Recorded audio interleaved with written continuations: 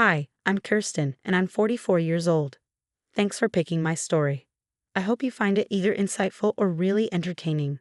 I certainly didn't expect what happened to me. I've always been close to my friends, especially Trisha, my best friend since college. We met back when we were 20 and 19, and we've been inseparable ever since. We had big dreams of living next door to each other and raising our kids together. And you know what? We actually made it happen. We worked hard in college, found great partners, and bought houses right next to each other, just like we planned. Before we knew it, Trisha and I were both expecting babies around the same time. It was a funny coincidence as we got pregnant just a couple of months apart. It wasn't exactly what we had planned, but it added an extra thrill to our journey. Life was pretty good for us. Trisha felt like more than just a friend. She was like a twin flame or a sister I never knew I had. We did everything together and genuinely cared for each other. As the years passed by, our bond only grew stronger. Our kids were growing up too, and Kyler and Ricky especially became inseparable, just like us. They didn't really have a choice. Trisha and I were so close, they had to get along. Trisha's husband and I even joked about whether our kids would end up falling in love when they grew up. Trisha and I thought it was unlikely, but life has a funny way of surprising you. I remember that day so clearly, like it just happened. Trisha and I were sitting on her porch, chatting away about everything, as best friends do. Suddenly, Ricky and Kyler walked up the driveway, and there was something different about them. It struck me when I saw them holding hands. Ricky was 19 and Kyler was 18, and it seemed like that was the moment they decided to be officially together. Trisha and I were surprised, but apparently, their friends and even their cousins had seen it coming for a while. "Hey, you two, how was your day?" "Wait, what's going on here?" Kyler and Ricky both took a deep breath and then spilled the news. "Mom, Aunt Trisha, Ricky, and I are officially a couple." "What? Really? Oh, that's fantastic news, you two. I knew something was up when you walked up the driveway holding hands like that." "Yeah, we decided to make it official. We've been keeping it quiet for a while now. Looks like our husbands were right, huh?" "Seems that way. But seriously, congratulations, you two. We're so happy for you. Thanks, Aunt Kirsten. It means a lot. We were a bit nervous about how you guys would react." "Sweetheart, you should have told us sooner. We're thrilled for both of you." "Absolutely, you don't need to worry. We're here to support you, just like always." "We appreciate that, Aunt Kirsten, and we're really glad you guys are okay with it. And who knows, maybe our kids will grow up together just like we did. We might even start placing bets on when they'll become a couple." "Let's not rush things now. Let's just celebrate this beautiful moment." "Sounds good to me. Thanks, Mom, Aunt Trisha, for being so cool about it." "Always, sweetheart. Love knows no schedule. We're just happy you found each other." It felt like destiny had brought Kyler and Ricky together. Trisha and I were thrilled for our kids. However, things took a turn when they were on a school trip, and Trisha and I were hanging out at my place. Out of the blue, Trisha asked, "Hey, Chris, have you ever thought about whether our kids should really be together?" I knew there was more to it, but she brushed it off. Despite my persistence, she avoided the topic and made excuses to leave early. It bothered me, but I let it slide. Over the years, Trisha's unease around Kyler and Ricky's affection became obvious. I couldn't ignore it any longer. "Trisha, what's really going on?" She denied any issue, but I could sense her discomfort. I confronted her, urging her to open up. Despite her denial, I reassured her of my support and urged her not to shut me out. She insisted everything was fine, but I couldn't shake the feeling that she was hiding something. Once Ricky and Kyler announced their engagement, the chaos of wedding planning began. We threw ourselves into organizing the big day, but Trisha's involvement was noticeably lacking. She made excuses, leaving me to handle most of the responsibilities. While Trisha's behavior wasn't entirely unexpected, it surprised Ricky and Kyler. They assumed Trisha and I would be inseparable in the planning process. Instead, it felt like I was managing everything alone. Trisha's increasing distance became more obvious as time passed, and Ricky started confiding in me about her unusual reactions. Every time Kyla came up, he couldn't shake the feeling that Trisha wasn't entirely happy about their marriage. "Have you talked to her about it?" "Yeah, I have. She keeps insisting that everything's fine when I know it's not.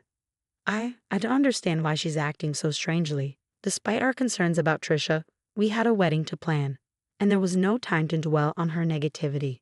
Ricky and Kayla were excited to celebrate their love, and ensuring their special day went smoothly became my top priority. The anticipation for the wedding day was intense after weeks of careful planning. Despite our efforts, Trisha, who had been mysteriously absent leading up to the big day, seemed to cause unexpected disruptions. Each accidental spill or dropped item added to the chaos, and the timing seemed too coincidental to ignore. It just seems too convenient, don't you think?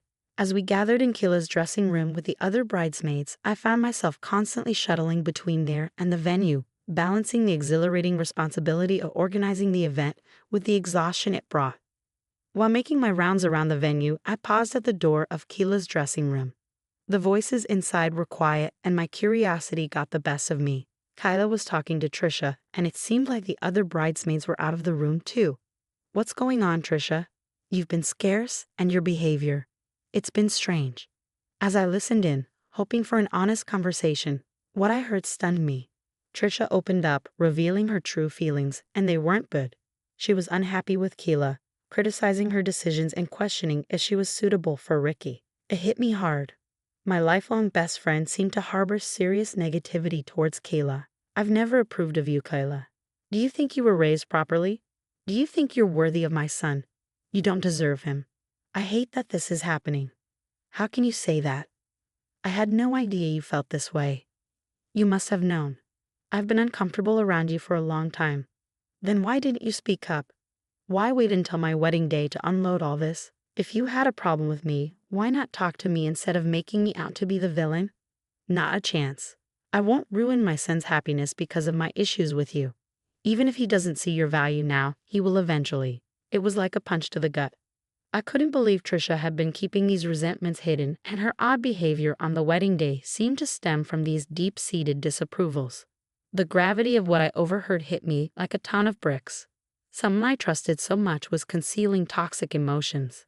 The joyous occasion of the wedding now felt tainted by this unpleasant truth. Feeling stunned and wounded, I had to decide what to do. I barged into the room, only to find my daughter, tears streaking down her face. Seeing Kayla in distress ignited my anger, and I unleashed it on Trisha, demanding to know what her issue was.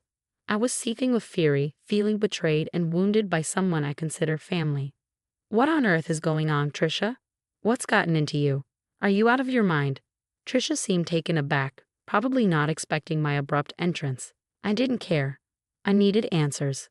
The atmosphere in the room was tense, with everyone else remaining silent, likely shocked by the sudden confrontation. But I paid no heed to their reactions. All that mattered was unraveling this mess and salvaging what was left of the wedding. "Trisha, tell me what's happening. Why is my daughter crying on her wedding day?" "Kirsten, it's nothing really. Just some pre-wedding jitters." "Jitters? Come on, Trisha. I heard your conversation in there. You can't deceive me." "You've misunderstood, Kirsten. I was simply telling Kayla about the stresses of weddings, you know." "Don't lie to me, Trisha. I heard you mention something about Ricky not deserving Kayla and ruining his life. What's that supposed to mean? Do you think I raised my daughter poorly?" "No, Kirsten, you've got it all wrong. I was just expressing concern, offering motherly advice." "Motherly advice? Making my daughter cry is your idea of advice? Trisha, you're supposed to be my best friend. What kind of friend talks negatively about their bestie's daughter on her wedding day?" "Kirsten, I had no more excuses. Trisha, you've been a terrible friend, and I won't tolerate you ruining my daughter's special day. If you can't be happy for her, maybe you should leave." We continued arguing, and Kayla was attempting to fix her makeup. Eventually, Trisha left, embarrassed and unable to accept responsibility for her actions. It was truly eye-opening to witness. "Why would she do this to me, Mom? What did I do?" "I don't know, sweetheart, but one thing's for sure. It's not your fault. Trisha's acting childish, and she's clearly envious of you." "I mean, why bring this up now? Like you said, if she had a problem, she should have talked to you. But she knows her excuses for disliking you don't hold water, or else she wouldn't have behaved so terribly." Kyla shed a few more tears, and I reassured her that everything would be all right. Then, I had a sudden idea. "I just thought of something. We're going to teach that woman a lesson, but only if you're okay with it," I said, seeking Kayla's approval. I outlined my plan to expose Trisha's true nature, which immediately lifted Kayla's spirits. She agreed it was a perfect plan and urged us to act swiftly to give Trisha a taste of her own medicine. With the plan in motion, we proceeded with the ceremony, trying to maintain a sense of normalcy. Throughout the event, I kept an eye out for Trisha, who appeared increasingly uncomfortable. Good. I was pleased to see her squirm, but she was about to feel even more uncomfortable. As Kayla and Ricky exchanged vows, the atmosphere relaxed, and people began to enjoy the festivities. That's when I sprang into action. I approached the DJ booth and requested the microphone and controls for a few minutes, explaining that I had an important announcement to make. With determination, I took charge of the microphone, signaling for the music to stop. A hush fell over the room as all eyes turned to me. Trisha, standing in the corner, looked visibly nervous. I began by thanking everyone for being part of the special day, but hinted at an unfortunate revelation. Ricky looked puzzled as I addressed the room about Trisha's recent behavior. I described her negativity and expressed my disappointment. Recently, I discovered something that deeply saddened me. It turned out that my supposed best friend of 20 years had been nothing but cruel to my daughter, making her cry just moments before she walked down the aisle. Gasps filled the room, and Trisha looked shocked, but she was about to be even more surprised by what I had on her. The tension in the air was palpable as I believed I had undeniable proof of Trisha's actions. With a dramatic flair, I revealed an audio recording from my Bluetooth earpiece, capturing a conversation between Trisha and Keela. People gasped as the harsh words reverberated through the venue. You see, as the event planner, I wore an earpiece and carried a clipboard, bustling around the venue. I made it a habit to record my conversations so I could listen back later and plan the wedding accordingly. Even on the wedding day, this setting was still on, thank goodness. Without it, I wouldn't have the standing audio recording. Mom, is this true? Did you really say those things to her? I can explain. How could you do that to Keela on our wedding day? Ricky, honey, I didn't mean for things to escalate like this. I was just worried. Worried, Mom? Kyla and I have been together for years. She's my partner, the love of my life.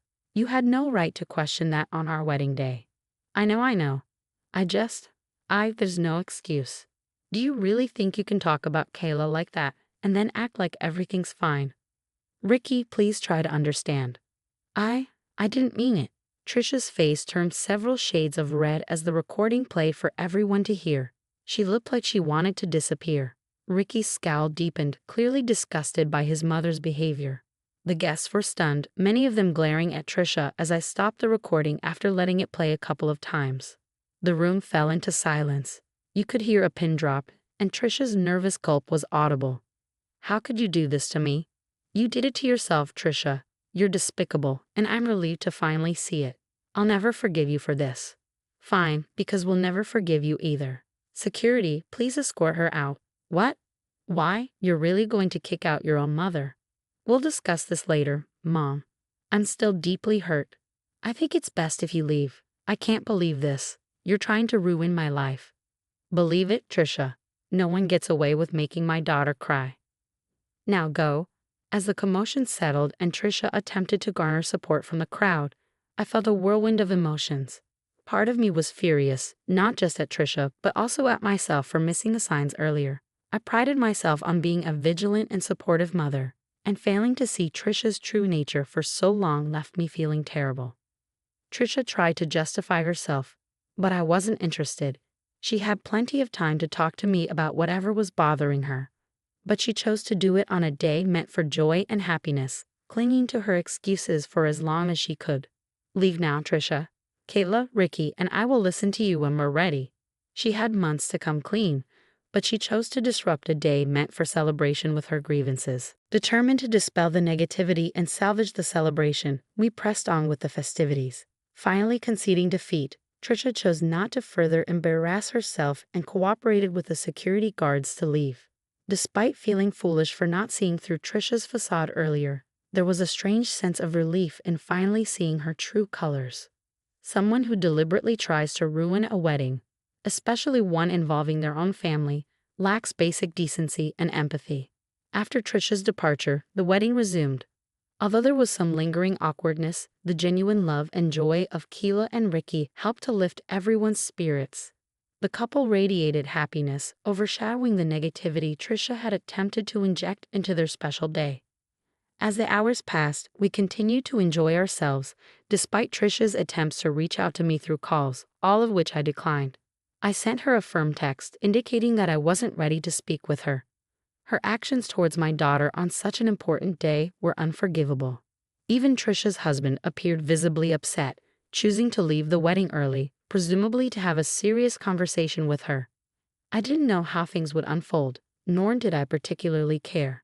My priority was supporting Keela and Ricky, ensuring that despite the hiccup, their wedding day remained a cherished memory for them. As the night wore on, I couldn't shake off the anger and disappointment at Trisha's betrayal. I made a vow to shield my daughter from any future harm, even if it meant severing ties with someone I had considered a best friend for years. Trisha had chosen her path, and I had chosen mine, one that prioritized the happiness and well-being of my family over toxic relationships.